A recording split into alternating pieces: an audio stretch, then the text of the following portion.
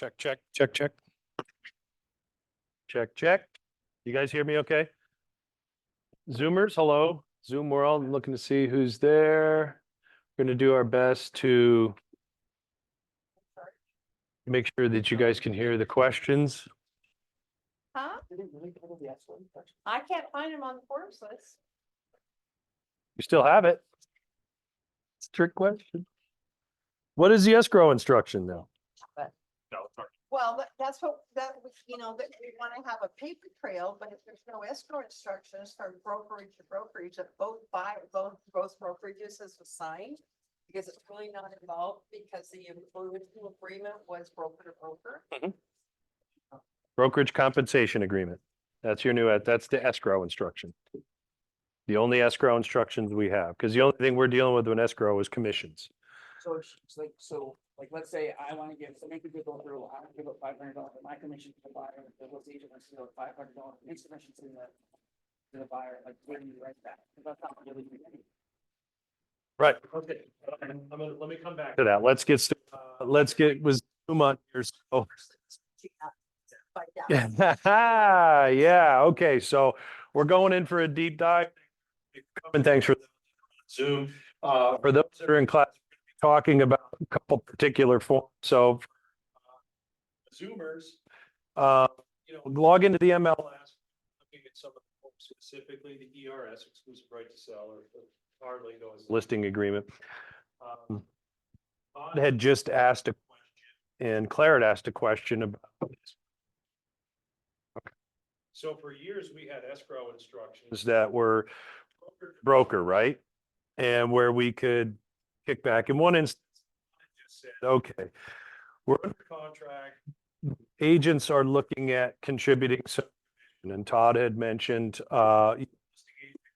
do $500 off, credited to the buyer, and the buyer's agent wanted to do $500 off. So we used to use our escrow instructions. Of course, the most important thing is making sure the mortgage lender was aware.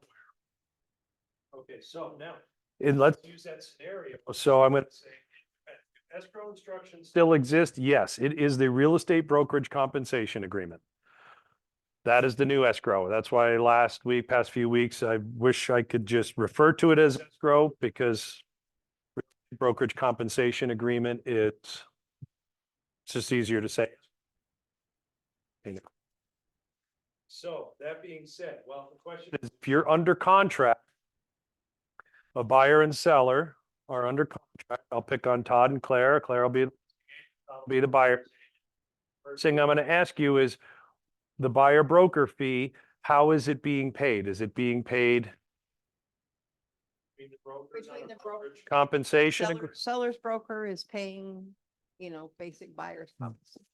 Seller's broker. Okay. So in this situation, what Claire just told me is that the listing brokerage, Claire, must have the real estate brokerage compensation agreement in effect with Todd. And let's just use the 2% today. Now, two agents want to get together to modify. So there's what they will have to do is create a new one and go into the additional terms section of it. So they have one that's agreed to in section 2. It says 2%. Okay. If they want to change it, you guys will have to probably create a new document, because this is signed and executed already. So you'll create a new one. Honestly, just like with escrow, if you get escrow instructions in place, but again, but it isn't affecting the overall, it's affecting an outside of the transaction. You're affecting outside of the transaction. You're going to need to basically create a new one, and it would probably say something like this: compensation from buyer's brokerage in section 2 was already agreed upon. Down an additional, you would say to credit 5 to buyer's closing cost, brokerage to credit $500 towards buyer's closing cost. Why do we have to go back to the seller? Ask me that question, the microphone. So why are we creating additional heartache for ourselves by having to actually go back through and recreate the transaction? Because at that point, we're opening compensation questions that really shouldn't even begin to have to really truly warrant a seller's. Yeah, why? Settlement. But it's outside of settlement. It's outside, no, it's It's not. escrow instructions directly to To- the title company that company. says that we are agreeing as opposed to actually taking full compensation. Yeah. you're That we, taking- the agents, are hereby agreeing out of our portion. Yep. And it's instructions to title company. The only way to do that now is on the real estate brokerage compensation agreement. And so I get it. Yeah, it used to be, we had an agreement in place because of the protection of the multiple listing service. When Claire and Todd are under contract on a property and the BAC was 2%, did you guys need to do anything else to make sure that Claire's brokerage paid Todd's brokerage? No. Okay, fine. There was It has nothing anything else. to do with the brokerage. It's actually coming out of the compensation that's been paid to the sales agents. Say that again? It isn't really truly affecting it from the standpoint of if I personally am willing to contribute back to that Mhm. buyer's opportunity. You could actually, now that you're saying that, you could do it in the, well, you couldn't do it in the REPC because you have a brokerage, Exactly. the broker to broker compensation. So why would we pull escrow instructions off of our forms list? Question for the board. They gave us this state brokerage compensation agreement. It's the only document that handles money between brokers. So ultimately, then that means I have to go back through the seller. And that opens me for additional negotiation as far as compensation is. Yeah. Could be, yeah. You're forced to, if you've agreed upon compensation here. In my opinion, my preferred method, because it's like it used to be, as close as we used to do it, right? Which was nice and easy and we liked it, but I thought full transparent. This is your new escrow instruction. So if you, Claire, enter into an agreement to pay Todd the 2%, this is outside of the transaction for people on Zoom. But I'm Again, not, I'm agreeing to contribute it to the escrow so that in fact, the buyer has his closing costs or whatever, whatever we're contributing. somewhere, and if it's coming, money is coming out of the money you are paying Todd, that money is agreed upon compensation agreement. If you're going to alter that to credit the buyer, it's going to have to be edited and then sent to the mortgage lender, sent to title. It's the only It way. has nothing to do with either one of those individuals. You're giving the money to, if you're crediting, you're reducing your commission 500, Todd's reducing commission 500, correct? I just asked for permission to do it, to see like, hey, Mike, I want to credit $500. Because I don't want to even Well, then the involve a question- then the seller. in question I'm this. gonna ask you is, where is the commission coming from? Where does it agree? Because compensation. If you're not using the brokerage compensation, then it's the seller. Then you have to do an addendum to the contract that basically says, Claire. Get it? It's not fun, is it? So, looking at it, So I mean, brokerage fees now can be dealt with.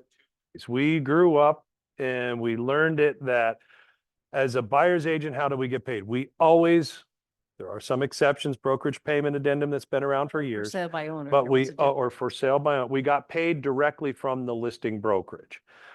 We had that in this case, it was 2%. I never had to do anything. If I was accepting 2% on behalf of my buyer, we went under contract, Claire's brokerage via the listing agreement showed a breakdown, or if it was modified, the title companies took escrow instructions and divvied the money up that way. Okay, and it worked great, but we never had to have anything in addition signed Claire to pay off, right? Right. Now, it can happen three ways, right? The question is, how can a buyer's agent receive their commission? One, the buyer can pay it directly. Probably what most people don't want to do. The second way is the buyer can enter into an agreement. This is as close as it was to the old the MLS. Now it's just putting it in brokerage compensation. Broker part of the contract. Don't make it part of the contract. This form here, this agreement for between the seller's brokerage and buyer's brokerages authorizes the escrow office to disperse the payment of compensation as follows. Whatever you've agreed upon. Don't do up to, but whatever you as the buyer's agent put in section 2 better match your buyer broker. Well, let me clarify that. Just make sure it's not more. Because you could have a buyer broker at 3% and you're only getting 2% from the listing brokerage. Take it if you can get it. If you want to ask for that additional 1%, how do you do it? Got to do it in the REPSI from the seller directly. Okay. So when you enter into this section 3, it talks about that before you sign this as a buyer's agent, you've obviously entered a buyer broker agreement. Understand that whatever number is in section 2 of these escrow instructions cannot be more than what's in your buyer broker. As a listing agent, section 4, when you sign this, you're already signing seller's brokerage has a listing agreement with the seller that authorizes your agent to enter into agreement. So this becomes our new escrow. So let's go back to that scenario. You've signed this, you're going through the deal. Buyers, agent, and listing agent work out a deal. They want to contribute some of their commission to the buyer or reduce it to reduce the sale price. Okay, that gets really complicated now. Okay, but you have this in effect. The only way that I see for you to do that would be to create this, because at the bottom, section 7, this agreement, the entire agreement between the parties, the listing broker, the buyer brokerage, and this agreement supersedes previous compensation agreement between those brokerages. So you got a signed document. You can't just come in and modify this. You, as a buyer's agent and listing agent, will have to come up with the verbiage to do. They may, and I think we might get that. I don't think it's there yet. But just like if you had agreed upon it in there from the old escrow instructions, and then those changed, you could write new escrow instructions. And then if you're giving money to the buyer, you're going to need to put it in there and say it's subject to lender's approval, just like we really always have. And you'll need to send a copy of it probably to the mortgage lender. It's the best solution I can come up with right now. If I find something, you guys know. Keep in mind, don't shoot the messenger. I didn't write the forms. Okay, guys? All right. Let's talk about the So basically, I never use it. start high, go low. All right. One of the biggest confusions we're getting, I'm going to continue to talk about this until everybody understands it. I said, I'm still working through this too, is I'm getting calls from agents about how all these, you know, how do we get internally, we're talking about as buyers agents, how we get paid benefits if we can get the seller to pay the brokerage fee. It's been done for a long time. We don't have to charge our. That's pretty much negotiating our commission with the listing broker and or the seller, so our buyer doesn't have to pay it. So they're right. We talked about 2 ways that they can compensation. Todd and I had this conversation, but this morning, as a buyer's agent, how are you guys feeling about this? What are your thoughts? Are you looking to go with call the agent and get a brokerage compensation? Answer the phone. Yes. Okay. Listing agents answer your phone. So I'm going to just run you through this here now. How my best practices does not have your best practices. Just make sure it's legal. I'm entered into a buyer broker agreement and I'm showing agreement on it. We find a house that we'd like to go see, or maybe we've already looked at it, guys. If you're calling a listing agent, your buyer's interested in the property, and I'll pick on Claire. I try to get a hold of Claire. She's just not available, you know, and what am I wanting to get a hold of Claire? I want to ask, is the seller, or are you, Claire, are you authorized to offer compensation? You or your seller? But I can't get a hold of Claire. My buyer wants to go show the houses, guys. Go show the houses. Don't be accused of steering, right? Well, I got my find out if there is, if my buyer can't afford it, I'll just tell you, go show the houses. Go show the house. And then if I get Claire. And Claire says, yes, in this particular case. Well, Claire, let's role play here. Maybe this and that. What's your terrific. Claire. So your seller's giving you got authorization to do 3%. Yeah, awesome, terrific. Hey, what I'd like to do property tonight, or Claire, and it's fantastic. I told them I'm gonna. Hey, so if I send you over a brokerage compensation agreement that's at 3%, I promise I won't put it any higher. If I sign that, will you sign it before I send it out? So guys, look at that compensation agreement. My page didn't print out, and I apologize. On the second page of the compensation agreement, it's the signature. Here, those looking online at the point, you'll see the whole thing. You notice that who really needs to sign the real estate brokerage compensation? Escrow instruction. Buyer's agent. It's either the authorized agent or their broker. So you guys as buyer's agents here with the brokerage, you are authorized to sign that. If you would like to sign it, send it. Don't wait to get it to the listing agents. I'm going to sign it. I'm going to send it to Claire. When Claire signs that, we now have a legal broker to broker agreement. Make sense? Get that? Do the buyer and the seller have to sign it to make it a legal agreement? No, it's just for a receipt. Yeah, sorry, I did second page for those that are here. But the signature page of the real estate broker's compensation, the ultimate, if I'm the buyer going to sign it, I'm going to send it. As the listing agent, which he signs that, then I've got some protection, right? You guys follow me on it? Got some protection. We'll follow up. Need to have a receipt of that document. So if you want to have you and your buyer sign it, my buyer Claire just has her signature on it. I get that back. Terrific. It's up to her to have her seller sign it. But I know I've got an agreement from Claire. Right under contract and close. That tree will be paid. In that case, am I going to put anything in the recipe? Section 4.3 about brokerage. Those are the three class. Okay, what happens if I do? Yeah.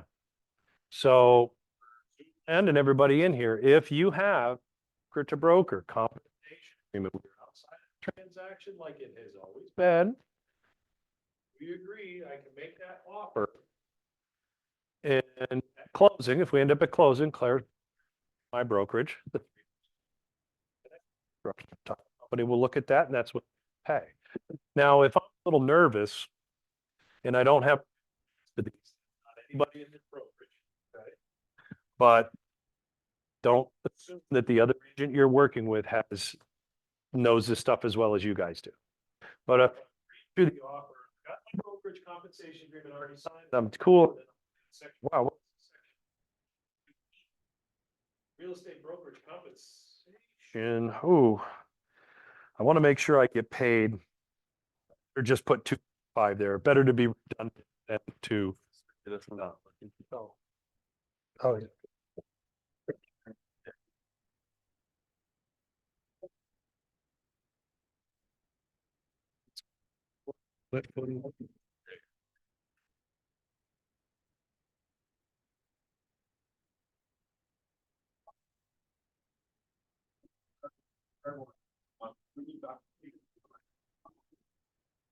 Yeah. Okay, so coming back to the situation, I got my compensation agreement. I'm writing up the offer. But I've been trained and I understand that just because we can now put the brokerage fee in the offer, I understand as a buyer's agent that if I put anything in 4.3, it's in addition to that agreement that Claire and I have. 3%, right? Because this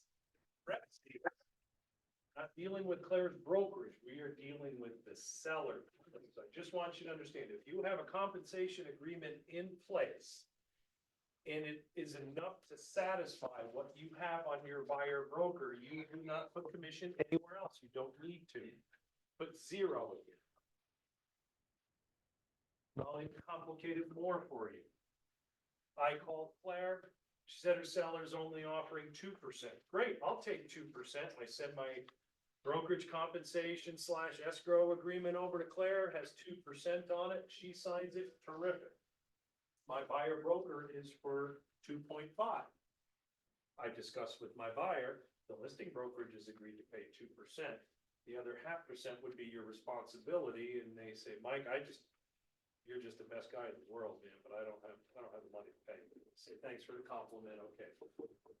Can I then go in the offer? What would I put in section 4.3 if that's the case? Or 1 point. The 0.5. 0.5, it's Todd had said, correct. So if I put 0.5 in section 4.3, echo, India. Okay, 4.3 guy for echo India. I put 0.5% or 1.5%. And we agree and everything is cool. I'm getting 0.5%, 0.5% from who? From the seller. And am I still getting my 2% from Claire's brokerage? Yes. Correct. There you go. Easy peasy. This is very new to all of us, so if you don't understand and you're afraid to ask a question, please don't be afraid, call me, we're gonna go through it. But that is just a breakdown of how that can work with this. I'm gonna hold up a question just 1 second, Sarah. But good, Tom, would you hand the microphone to her when we're ready? So, bringing it back to simplicity as a buyer's agent, and I'm gonna involve my buyer in all this conversation. When in doubt, guys, ask your client. After all, our loyalties lie to them, right? So I'm talking with them about this before we even get started working on it. That's your value proposition. When I'm sitting down with people to sign a buyer broker on it, I'm explaining, I'm not just throwing a 3 in there and telling them, okay, cool. I need to have a deeper conversation, do we not? I need to explain to them, in this case, Becky is my buyer. I'm sitting down, Becky, I want you to understand, for a long time, it was kind of guaranteed that I'd get paid a reasonable percentage from the seller via the multiple listing service. Well, that has changed. And ultimately, as it has been, you've always been responsible for paying the brokerage fee, but we got it from the seller, right? Last time we bought a house, that's how it worked. Well, it really still works the same way.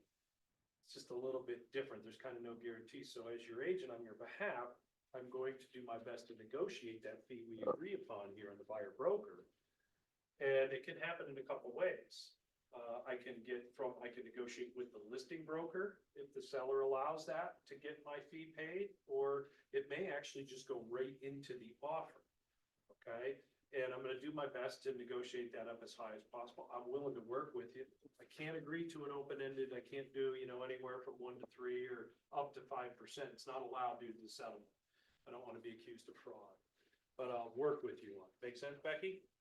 Becky has a pretty good understanding. I'll probably even go a little deeper on that conversation.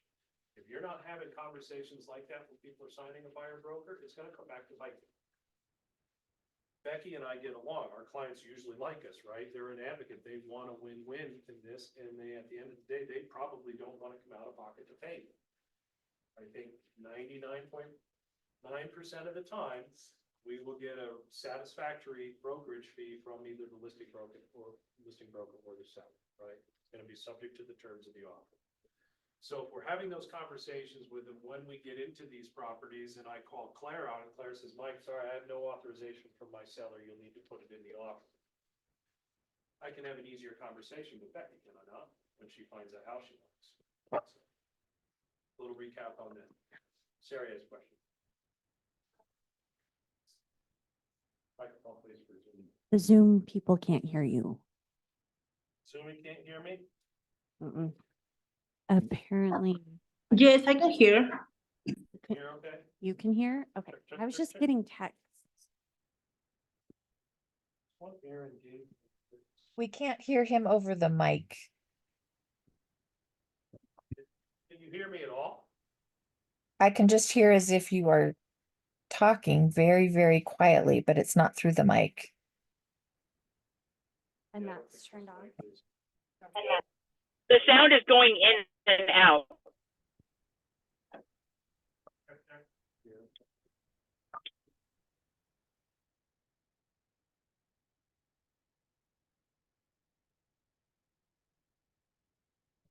That better?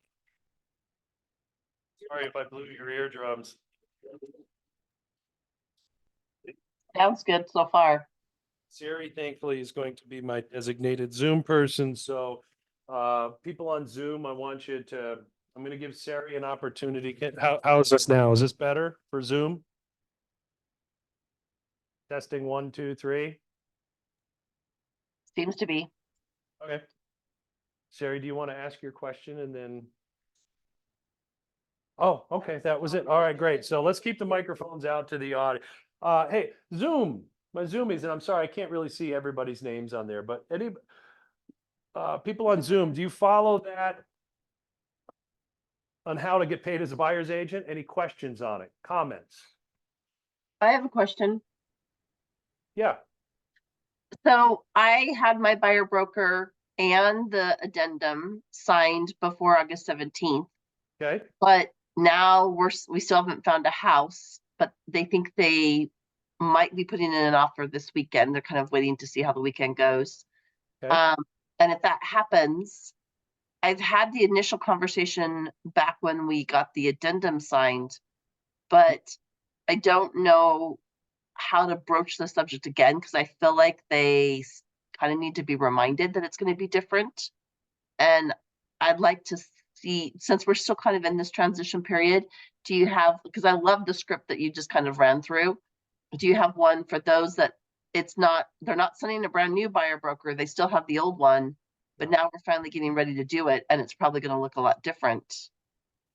yeah. Have any tips for that script? You're putting me on the spot, but yeah, I think we can figure that out, right? Yeah, and I get it too. Yeah, we're in that transition time period. So just to reiterate, it's a client of mine, and I'm just going to put myself in that situation. So my client signed it a couple months ago. They looked and then they were off. We got the new addendum, and I talked with it, and hopefully you had a little more detailed conversation about it. And that was a few weeks ago, and now they're kind of getting back active again. We found a house, so I'm gonna just, I'm gonna reiterate that conversation that we had on this. So the reason why we did that addendum, and I'll pick on Becky because she's right here in front of me. So we did that addendum, Becky, and it was because of those settlement changes. So the reality of it is there's no guarantee I'm getting paid by the listing broker via the multiple listing service agreements anymore. And that's why we had to make that change to that document. And so how it might work a little bit now is in negotiating on your behalf when you find the property and we write the offer, I'm going to need to include that compensation so you don't have to pay it, right? Makes sense? Because I'll give you the option. Would you want to pay me directly? And I'll tell you what Becky said. Heck no. So, okay, cool. I understand it. So Becky, what I want you to understand is that it's now several different ways that I can ask for my commission. First thing I'm going to do is I'm going to contact the listing broker and I'm going to ask if they or the seller are offering compensation. If they are, then I will enter and I'll show you this document, this brokerage compensation agreement, because you'll actually need to sign it if we come to an agreement. Or if not, I may need to we can now put it directly in our offer to the seller. Okay.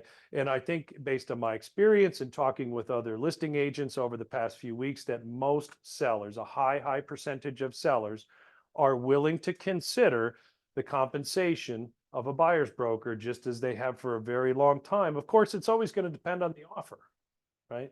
So that's real quick, probably my response to the question. Does that make sense? Does that help?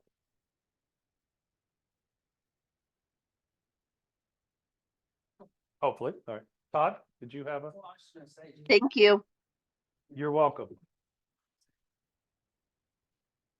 I just think just always be upfront, like, know your value. Like, this is Yeah. what we agreed to this. Like, don't be afraid. I think that's the biggest thing is everyone's always afraid to talk about commissions Mhm. or compensation, I guess now. Just don't be afraid of it. And if you've got a really good relationship with your buyers, they'll understand that. So just go in confident and I think a lot of times if you come in nervous or like, hey, I'm sorry, I have to do this, right? That opens up the door for questions. from your Absolutely. buyer. Hopefully everybody could hear that, Todd. What I got to say is be confident, but have these conversations more than once, okay? Any other questions from anybody on Zoom? All right, what do you guys want to talk about? You want to continue to talk about the brokerage compensation agreement / escrow instructions? All right. We got 2 more questions. Sarah, go ahead. It's not really a question, but just kind of a statement of my personal experience. Is I was at a painting class this week and it came up because it's been on the news and people don't totally understand, and just kind of explained it. And there were several adults in the class that were like, well, of course you should get paid for your work. That's Yeah. how most people are. Of course you should get paid for your work. And if you really truly can't pay it out of pocket, then you work with your client to find a way to have it come out of the seller's proceeds. But people still think buyer's agents deserve to be paid for their work. I And like if that. they don't, you don't want to work with them anyway. Yeah, that's a good point, guys. If you're talking with a potential client and they don't see the value in what you do, you don't have to work with them. I know deals, listen, the number of transactions is down. That's the real estate market that we're in. So every client, potential client that we meet, they're very important, right?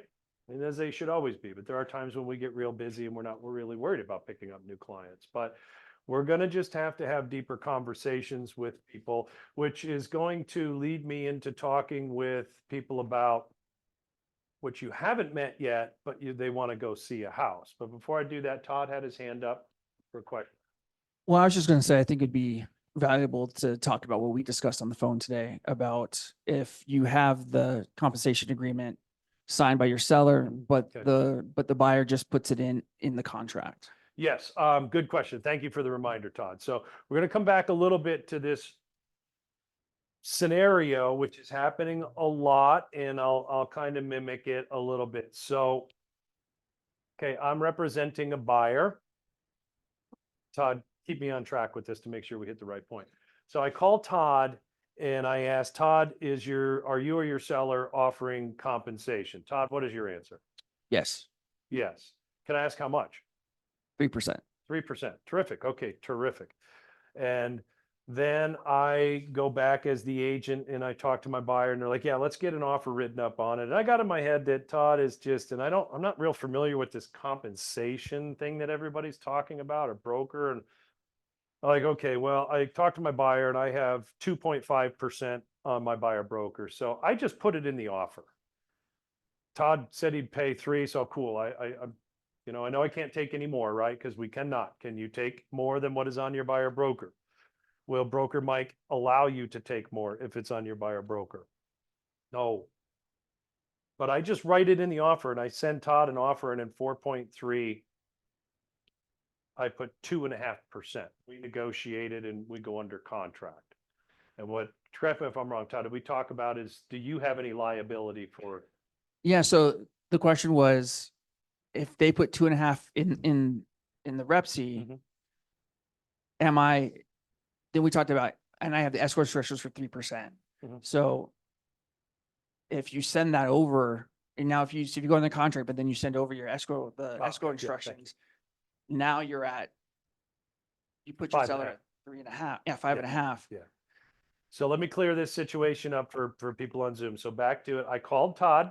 He said he had authorization to offer up to 3%. And I said, great. I did not send Todd the broker compensation buyer. Real estate compensation. I did not agreement. send him the escrow instruction. I'm just calling it escrow instruction from now on. The brokerage compensation agreement. I just put it in the offer. And then we went under contract. Does Todd need to do anything else? No. Claire's shaking her head. Todd need to do something else? Todd is authorized the 3 originally, broker to broker. And you're asking your seller for additional compensation. But Todd, As I Todd gave it to me verbally. I never sent Todd the brokerage compensation agreement. As the buyer's agent, I chose to put it in the offer where it's actually the seller paying it. Nothing else happens. The transaction is getting ready to close tomorrow. Are there any problems? No. I have a question. Go ahead. Okay, so he's told you that he's authorized up to 3%, but if he's collecting, say, 10%, but with the understanding that 3 of that was to go to the buyer's agent, but the buyer's agent has now put the 2.5 in the actual REPC, is Todd still walking away with 10%? There was no buyer broker. I mean, there was no broker to broker compensation.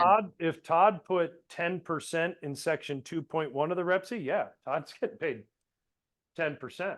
And the buyer broker is getting, or the buyer via the REPC is getting 2.5%. I don't see that happening a lot, but I'm going to bring you back to the situation. Todd offered me verbally 3% over the phone. I just chose to put it in the offer, and I can't take 3. That's cool. Thanks, Todd.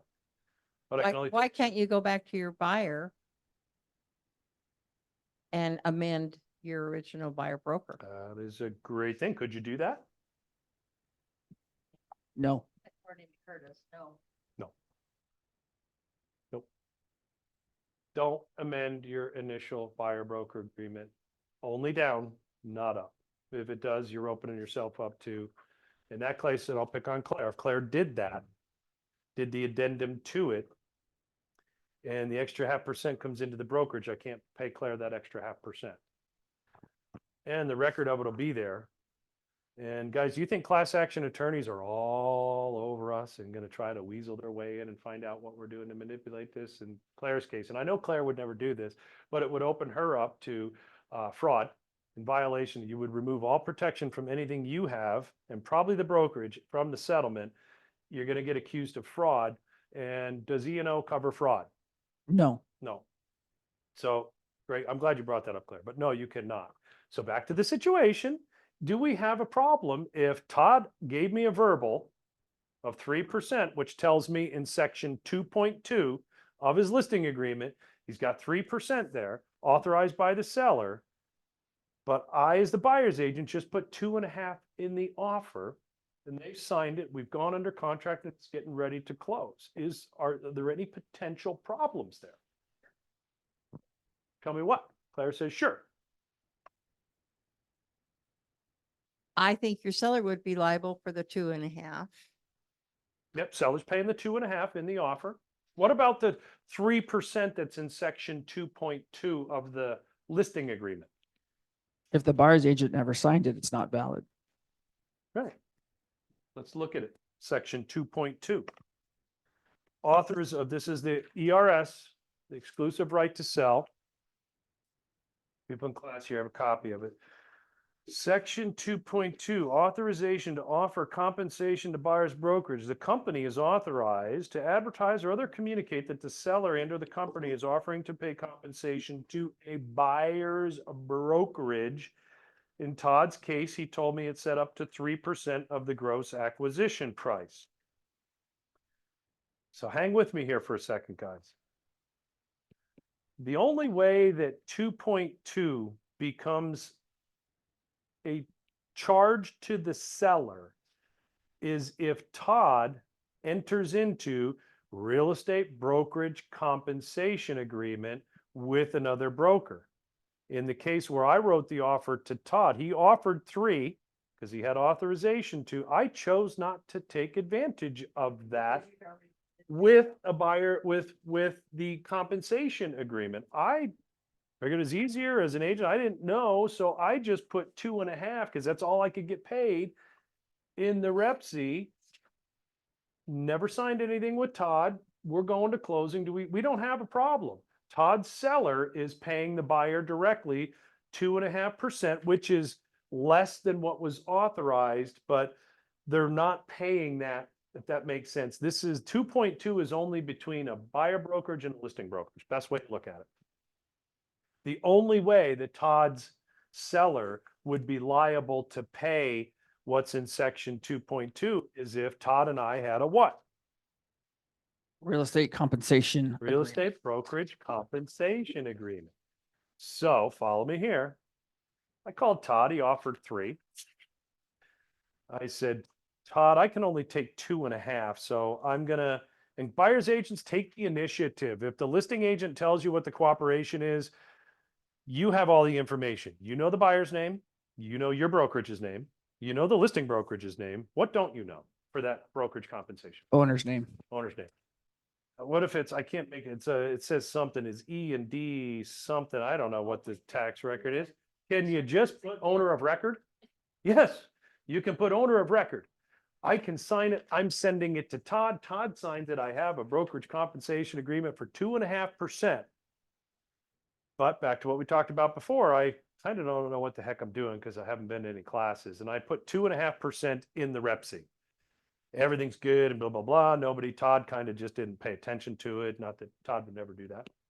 But it just got to closing. How much is Todd's seller and the listing and Todd and the seller? How much are they on the hook for? 5%. 5%. 5.5. Yeah. 5.5. Sorry, you're right. Yeah, 3 and 2.5. Okay. Just don't do it, guys. Slow down, take a breath, deal with the compensation agreement. And by our original, Todd, told me what it was. We never signed anything on it. The seller's not liable to pay that. Only the seller's only liable to pay what we negotiate in the contract. Clear as mud? And would you send that over before you sent over the offer, correct? Yes. I'm going to tell you as a buyer's agent on it, I really want it to be the way it was. I'm nostalgic.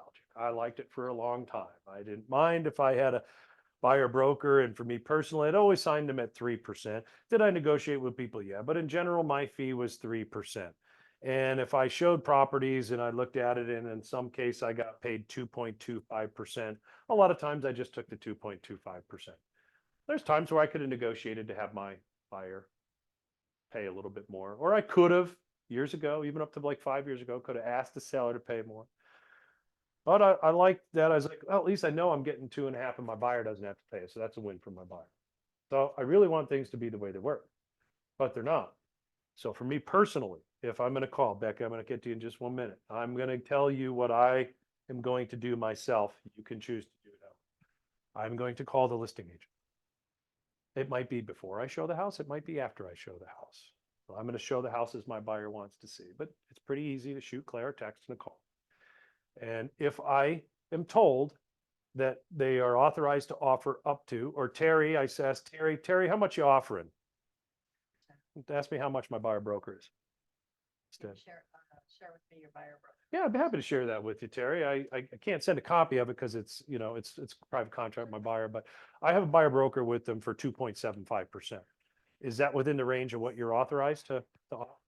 It is? Okay, great. I am going to fill out a brokerage compensation agreement. Did I say the right word? Real estate brokerage compensation agreement. I have Terry's brokerage. I don't really care what Terry's seller's name. I'm just going to put owner of record. I know what my name is and what my brokerage is, and I know my buyer's name. I'm going to sign that. I'm going to send it over. I believe that I will be able to be better served serving my buyer to get the brokerage to pay the fee versus having it in the rep C, because I do believe, and I've told you guys this before, I think commissions have a bigger target if it's in the purchase contract. For me personally, I would like to have a brokerage compensation agreement, at least for hopefully all of my fee or most of it. And then that is easier. I can go to Becky, my buyer, and say, Becky, I know the fee's 3%. I got 2.5 of it covered. So let's write the offer, see what happens. Okay. It's not I'm not putting anything. I agree to 2.5. I'm not putting anything in the offer with it. I just believe that it's going to be less of a target to be negotiated. Does that make sense? Okay. Becky has a question. Well, just as we were sitting here talking about this and saying putting whatever 4.3 and whatever, but then I'm wondering, so if you have a seller, I mean, an agent that puts 6% in 2.1 and nothing 2.2, and then you're offering, I mean, you're asking for 3%, 4.3, then Yeah. As a listing agent, you better be careful. Yeah, and if they haven't written up an addendum Mhm. saying, you know, in this such and such scenario, X% goes to buyer's agent or whatever, then what? I mean, because then you put it in the offer asking the seller to pay it, but then they already have agreed to pay 6% only up here. Yeah, okay. So I'm going to rephrase that question to make sure I understand it. So I'm a listing agent and I meet with my seller and I just say, you know what, seller? I'm old school, man. I charge 6%. No transaction fees. I'm just putting 6% in the seller's brokerage fee. And I'll tell you what, don't worry. I'm not going to put anything in 2.2. I'll deal with the negotiations with the other agents and talking about that.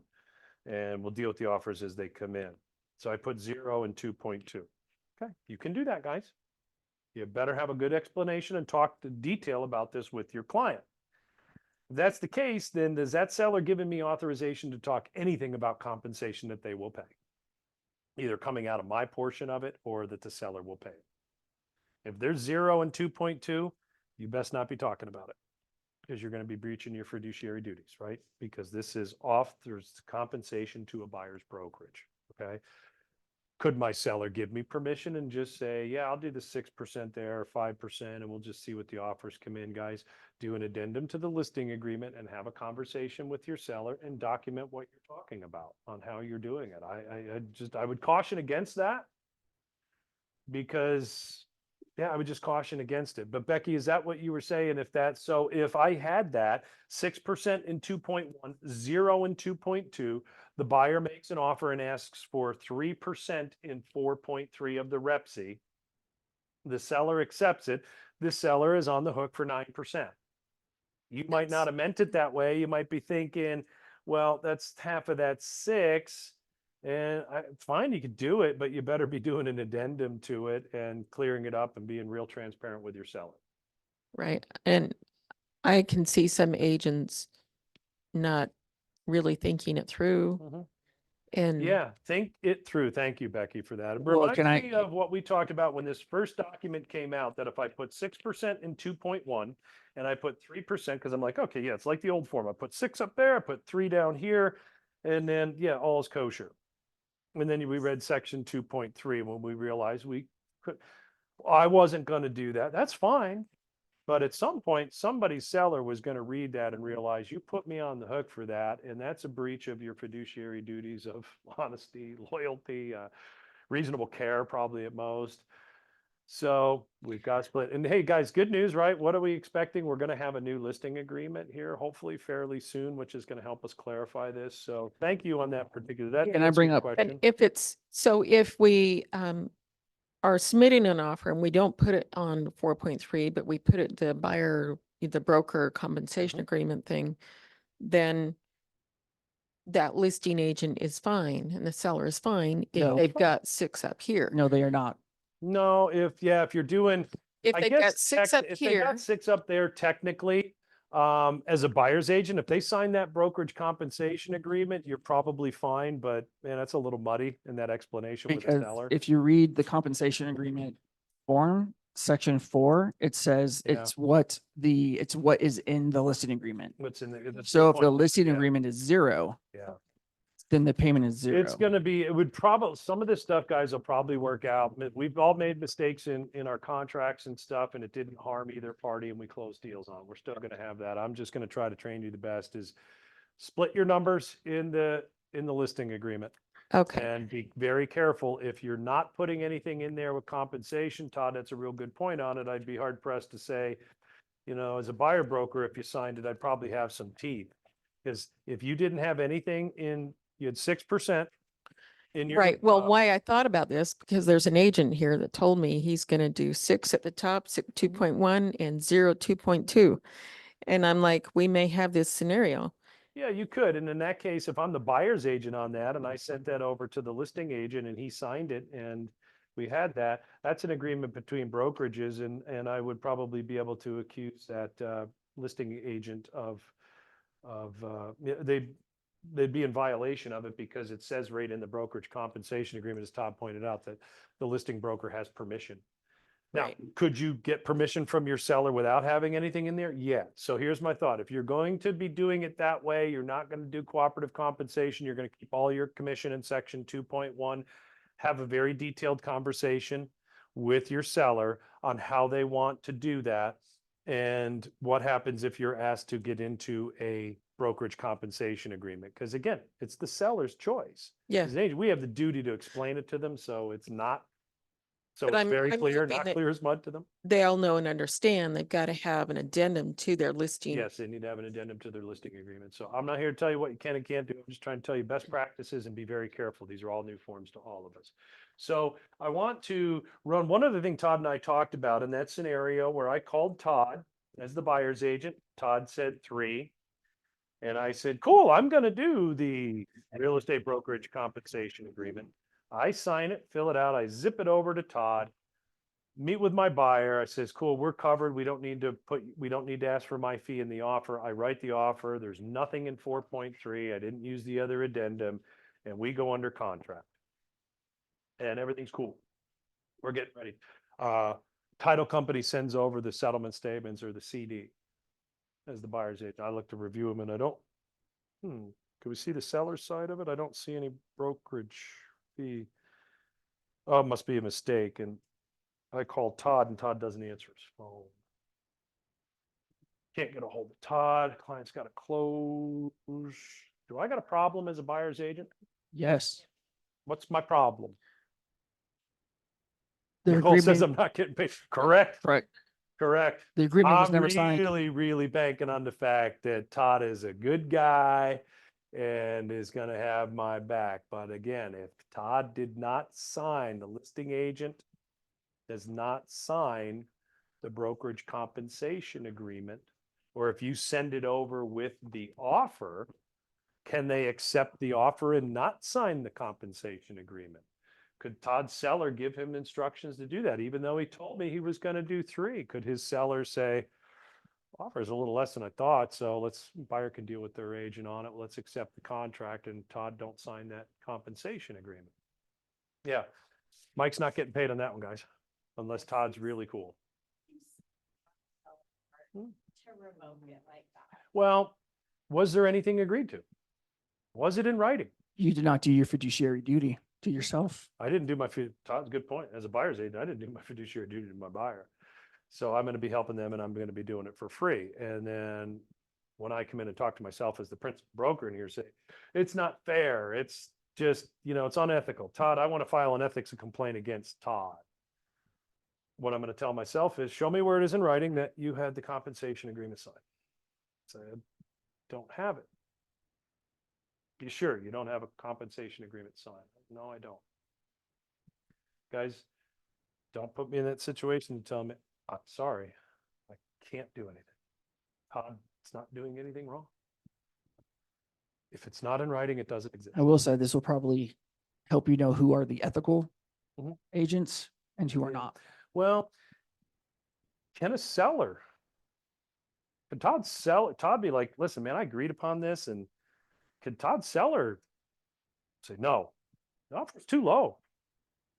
Yeah. Don't be so quick to throw the agent under the bus, but it's on me. I screwed up.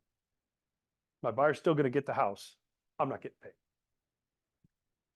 And I can't go talk to my broker about Todd being unethical and, again, have those conversations with me, but I have nothing to it. So everybody take a deep breath. Everybody on Zoom, take a deep breath.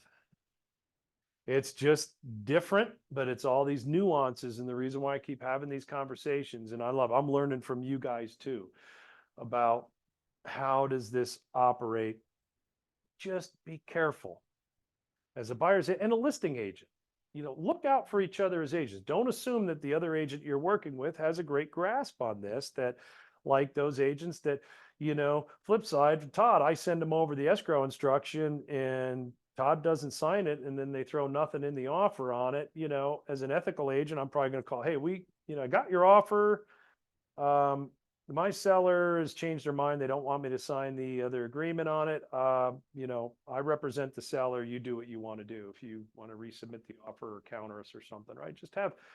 Don't assume that the other agent, have your fiduciary duties to your client, whether it be buyer or seller.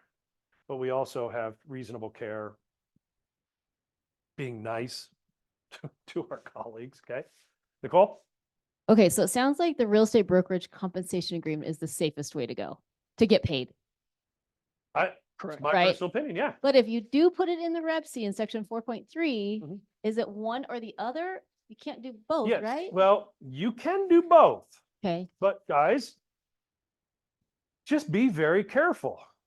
I'm a buyer's agent. I send a compensation agreement to you. My BBA says 5%.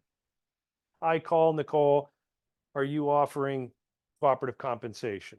Nicole says, yes, 2.5. Great. I'm going to send you real estate brokerage compensation agreement. I don't know the name of the seller. I'll just put owner of record unless you tell me. If I send that over for the 2.5, that's great. Is that cool?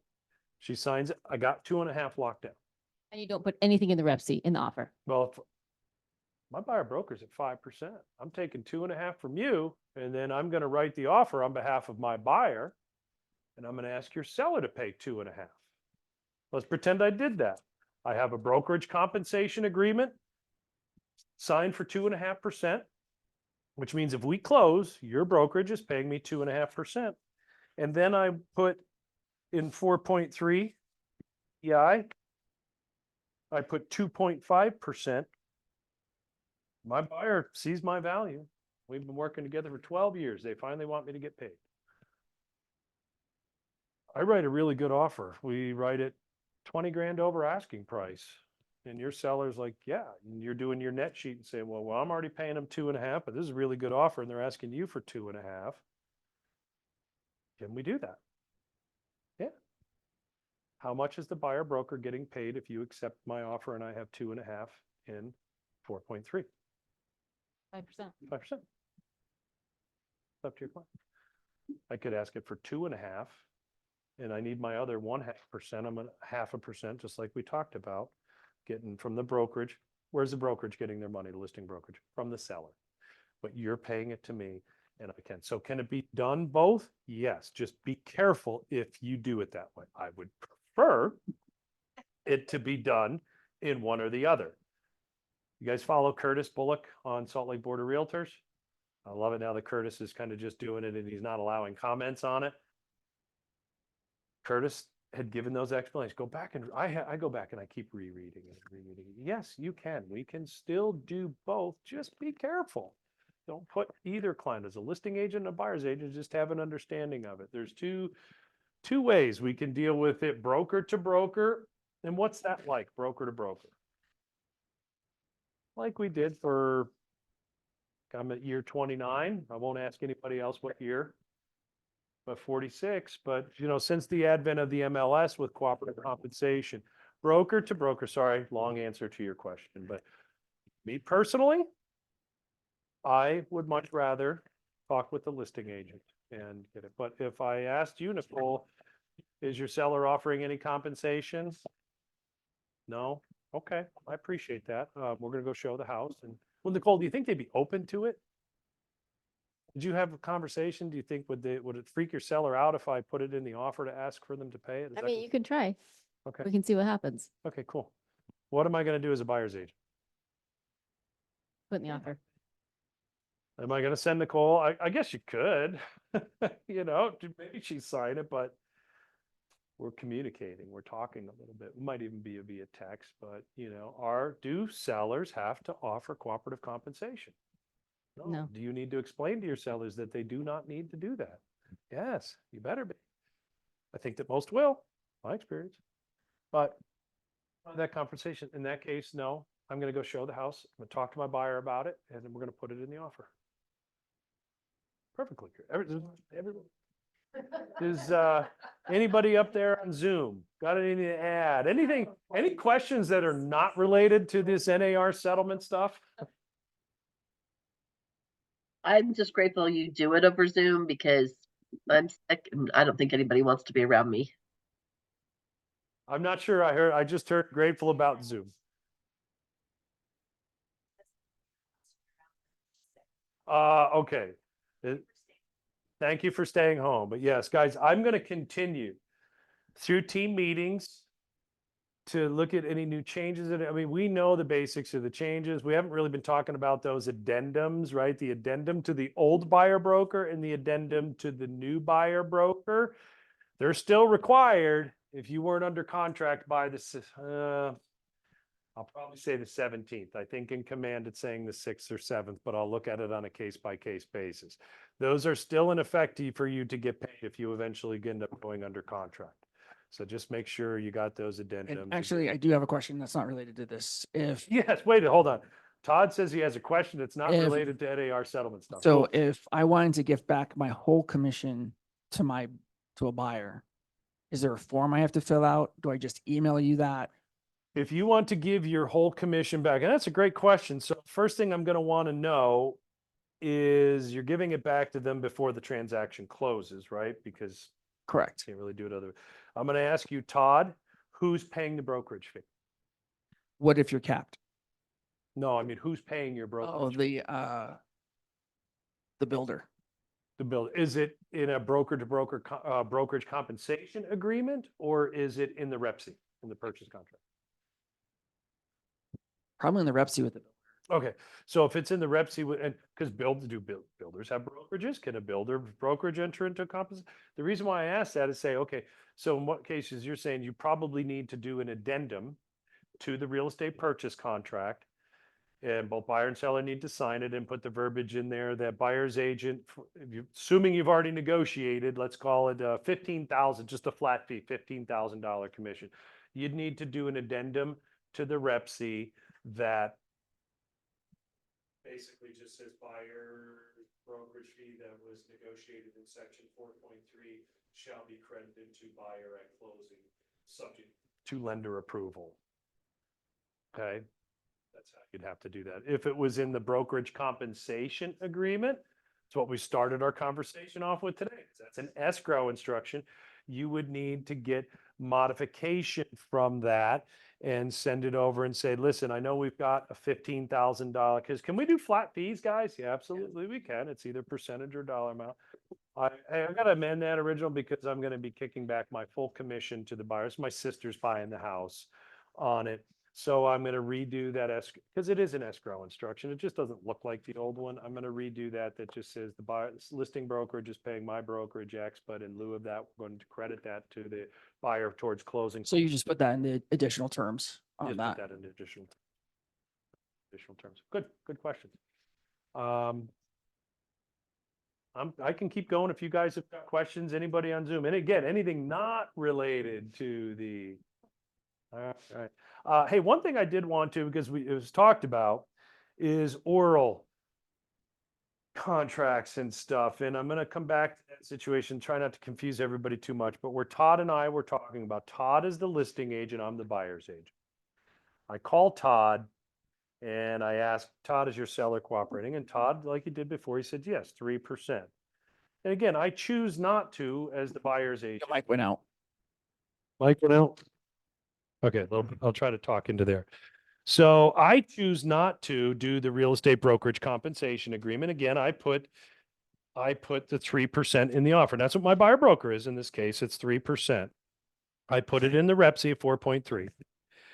And everything's cool. And we go to close and the seller pays the 3% to the brokerage on it.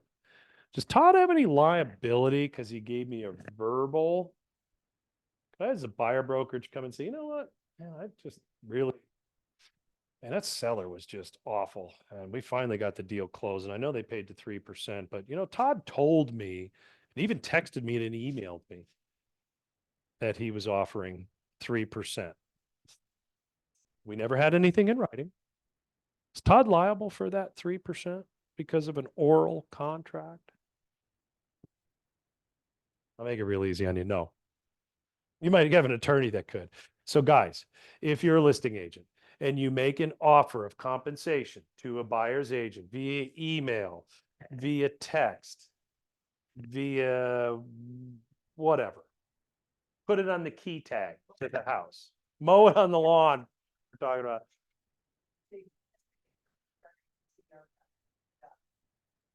Yes. Mhm.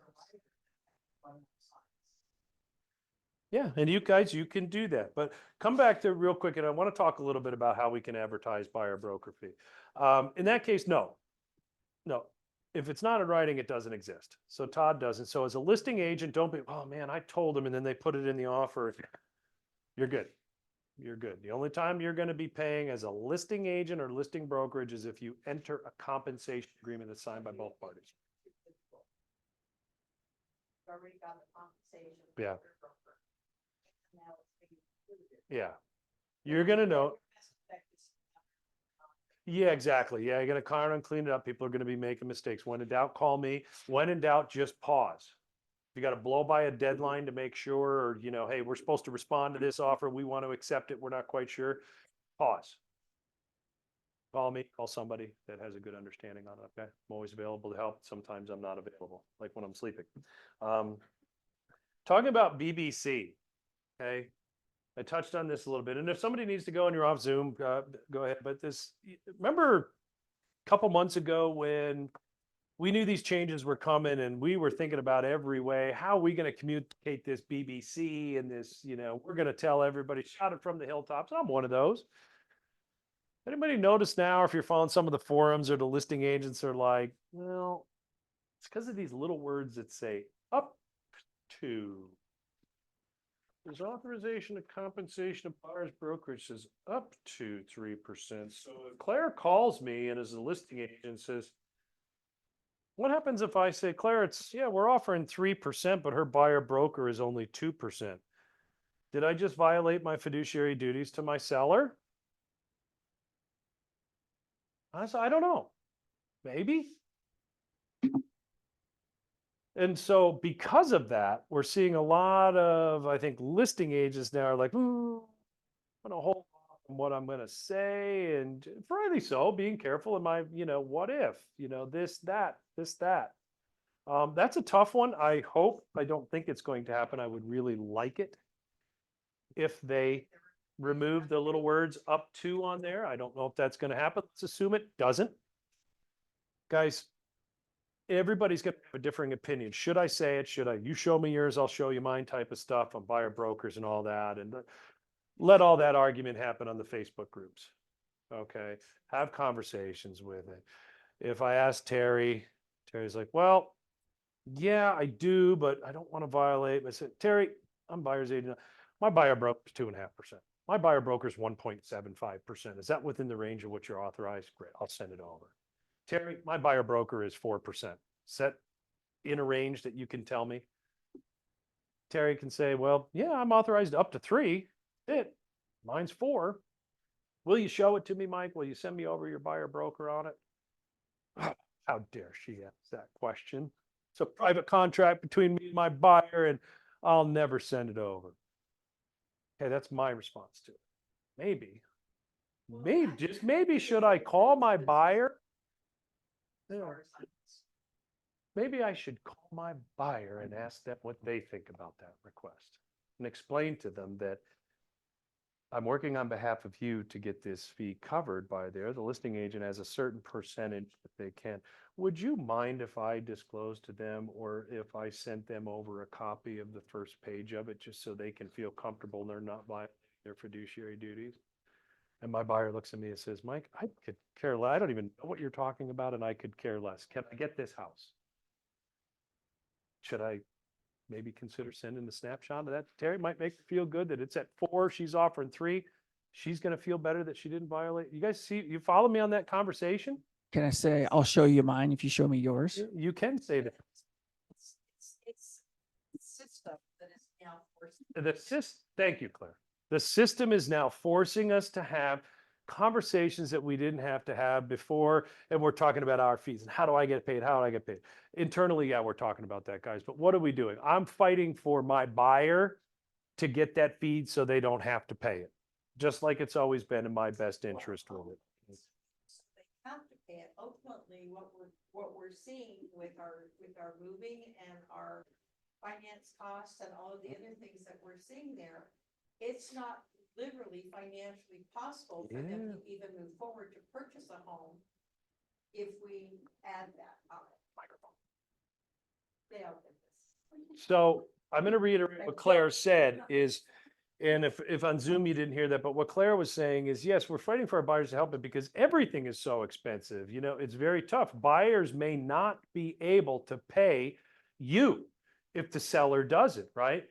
Flip that around. That is one of the conversations I have with my sellers now about the benefits of offering.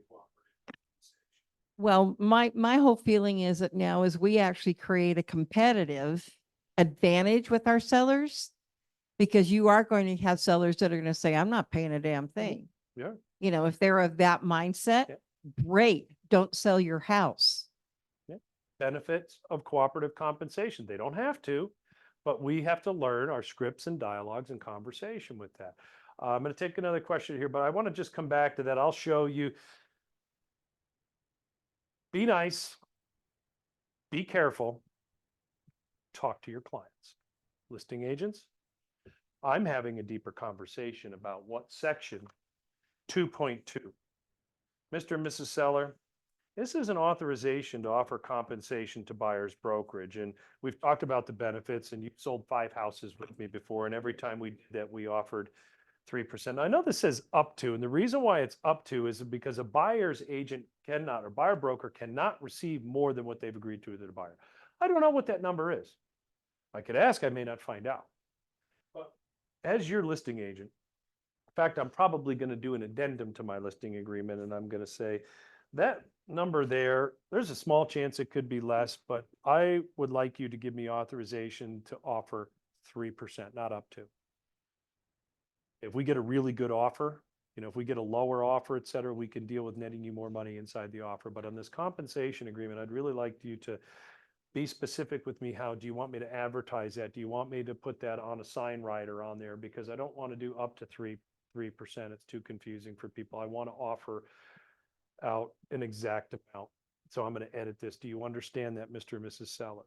You see the drawbacks, whatever. Can you give me authorization to do that? Have that conversation. If my seller says, I don't care, I'm willing to pay 3% if they write me a good offer. Great. I'm going to put that in writing. And then I'm shouting it from the hilltops. I'm putting a rider on my sign. I'm going to mow it in the backyard. I'm going to put it on the key tag. When an agent calls me immediately, I'm just telling them 3%. I don't care if your buyer broker's 2%. It's on you.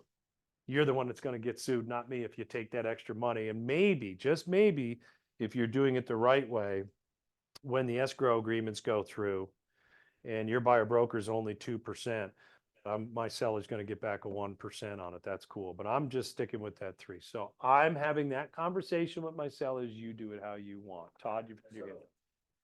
Can you use a microphone, Todd?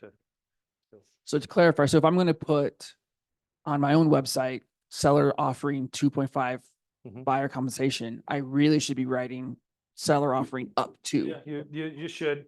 You should. Those up to is creating a lot of issues with this. I can see why. I can see it on both sides of it, but more on the listing side of it. Do I really? Well, am I yeah, we got to be careful. Are we violating fiduciary duties by offering somebody, if it says up to 2.5% if their buyer broker is only 2? I don't know if I have the great answer. I just wish they would take that out. Can we talk with our clients and within reason modify these agreements and make sure we're all on the same page, and when in doubt, put it in writing? Absolutely. If you have some if you're going to write a complicated addendum, I'd like to see it before you have your seller sign it. But yes, a good point. Just guys, have the conversation with your seller, talk with them about what this up to means and why it is. And if you need to modify it, modify it. Me, I'm hitting them hard nose. I'm like, just like it's always been. I think you need that conversation with your buyers when you're doing your buyer broker also. You do. Have the deeper conversation. Sari? Okay, so we're going to be having our own South Valley website, right? And our listings will autofill so that we can share So that the we can buyer share. broker or the listing, whatever it's called, the buyer's agent commission. So if it's already accessible on the internet, what's the point of being cagey about it? Like, it's right I there. agree. Yeah. Like it's no longer, because it's no longer an aspect of negotiation. This is what we're offering. That's There, like, what's the point? Because I had people ask me, and I had permission from my sellers, and I just said up to 3% according to your buyer broker agreement. And I had a range from 2 to 3% submitted, and all but one submitted it through the contract. Yeah. I think we are seeing, and you use the word cagey, and yeah, people, listing agents, buyer's agents, cagey. Maybe I'm one of them that gets cagey with it sometimes. It just depends on what my client. So don't get mad at a listing agent if they're kind of cagey, because do you think maybe the seller could have given them some direction to be vague about it? Yeah. Don't be so quick to throw everybody under the bus. We know people are going to do it just because that's how they are. So I can give guidance on that, is just be polite, be nice, have great conversations with your buyers and your sellers alike. They're the ones we serve. We can ask them more detailed questions about this up to, and how do you want me to communicate that? And here's what could happen. I could offer up to 3, but if their buyer or broker is only 2, I like Curtis's on that. Give them the number that your client's authorized you to do. They can't accept more. If they do, we're not policing it, but it's not going to be very long before that happens. And it could crash the whole settlement, guys. So just, again, that's my policy here, is I will not allow you to take more than what is on your buyer broker. Okay, then can we talk about buyer broker? Talk about buyer broker. Let's talk about buyer broker. Why, for heaven on earth, would you ever put less than 3 if you know you have the opportunity to negotiate down in favor of your buyer, but you don't have the opportunity to negotiate up if your seller's giving you that opportunity? I agree with you 100%. And here, Claire, I really want to work with you, but my cousin, he does it part-time, but he said he'd only have me sign a buyer broker for 1.5%. Great, have at it. I love it. Is that going to happen, guys? Okay, for all of us that have been, selling listings for years, you interview, you're competitive, and a lot of times sellers interview more than one agent. And let's face it, guys, a lot of times they end up going with the one that charges the least amount. Okay. Well, that may Sometimes be it works true, for but if them. they know that you're going to fight for them for the additional, Yeah. irregardless.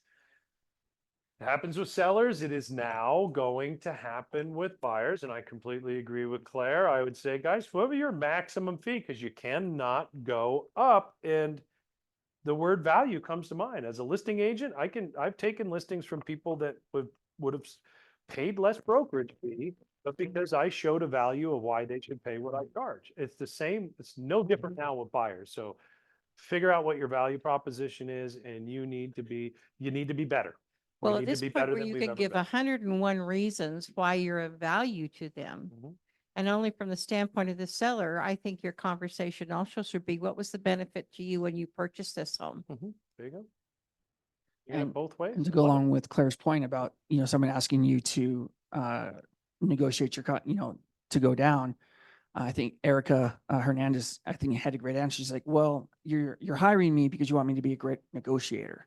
What kind of a negotiator would I be if I let you negotiate me down before we even start Yeah. the? I love that. I was like an old Mike Ferry one from, the Oh, beginning. it back is in the Mike listing Ferry all the agreement on way, it, right. will you do it for 2%? No. So anyway, but Well, basically, it's Right. like, let's negotiate here. Yeah. Okay. You've got a car sitting in the driveway that you've determined your value is $15,000. I walk in and offer you 10. Yeah. So let's talk about the value of the negotiation skills that I bring to the table. Yep. And you benefited from them when you purchased it, if it's a past client, or you certainly will benefit from the 101 other attributes we all bring to the table. And there are at least 101 Yeah. of those. Get your value propositions. Remember when all this came down, KW, the value squared? If you haven't taken it, it's great. There's great resources. The brokerage has resources. Ultimately, for me, what I see, especially for new agents that are joining us, you need to know how to have these conversations. That's why I hope you guys are okay with it. I can go to teaching off, just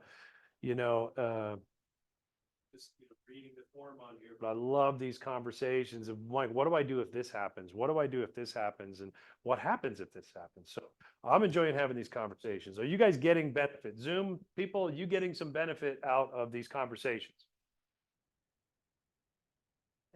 Somebody say yes. Okay, good. I have not missed a Friday, Mike. And you guys are coming in. Are we talking a lot about the same stuff? Yeah. But getting it, the forms. I'm going to tell you, come back. Here's a little homework over the weekend. It won't take you very long. Go read from start to finish the buyer broker agreement, the listing agreement, and the brokerage compensation agreement. It'll probably take you 20 minutes. Do it throughout the weekend. It's just every time I read, I say, oh, well, I never looked at it. Yeah. We got a good understanding of it. Let's be great.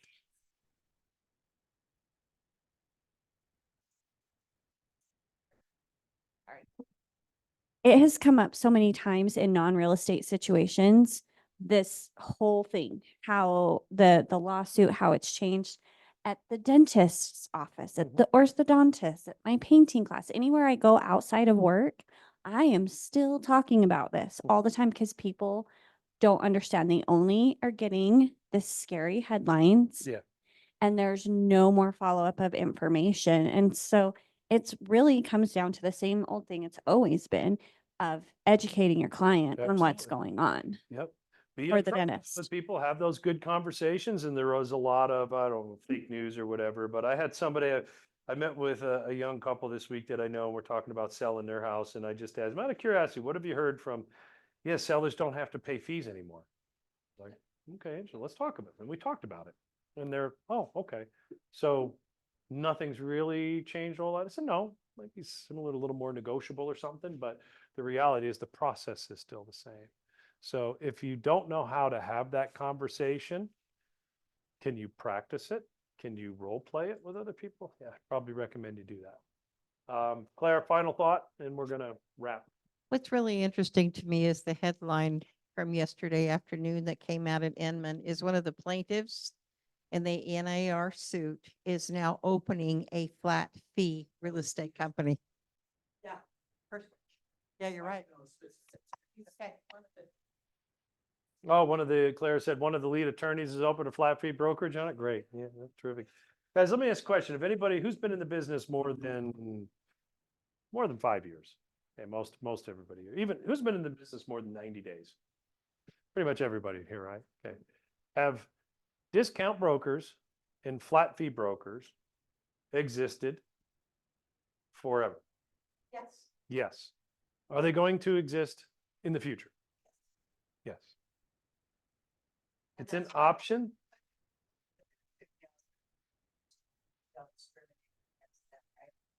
I'm going to not make any comments on that. I will say this. You can consider this an admonishment from your broker, if you will, please do not comment in any social media with any other agents via text or email that has to do with any pending litigation, because Keller Williams International is in that lawsuit. Our brokerage is not, but our parent company is in that. So I would ask respectfully that if you have opinions, thoughts on any lawsuits that were filed by Homey or any other thing there, that you please don't discuss that in writing with anyone. Okay, then may I ask a question? You can. If they are actually making a suit with regards to us disparaging or not showing or not making or not being continually competitive, I think probably the biggest lesson to be learned is that when you throw up 6 consecutive billboards, really truly discounting the services of everyone else in your immediate realm, how do you point fingers when you've got 3 pointing back at you? I can't comment on it. And has everybody saved copies of those billboards, because they're not there. Mhm. I just drove from. There's still one Kentucky that's at County. the base, just as you're dropping down. Yeah, guys, here's the thing on it. Let's have this discussion individually, not in writing. Oh, none of us are gonna put it right. We know how that works. Okay. Zoom, any last questions or anything from Zoom? Okay, folks, that is a wrap. Let's keep it going. You guys are doing great. Keep doing it. Keep learning it. Teach it to other agents in the office. Help me out. Have a great weekend. Everybody have a great weekend. Zoom, thank you. I hope we did better today with microphones.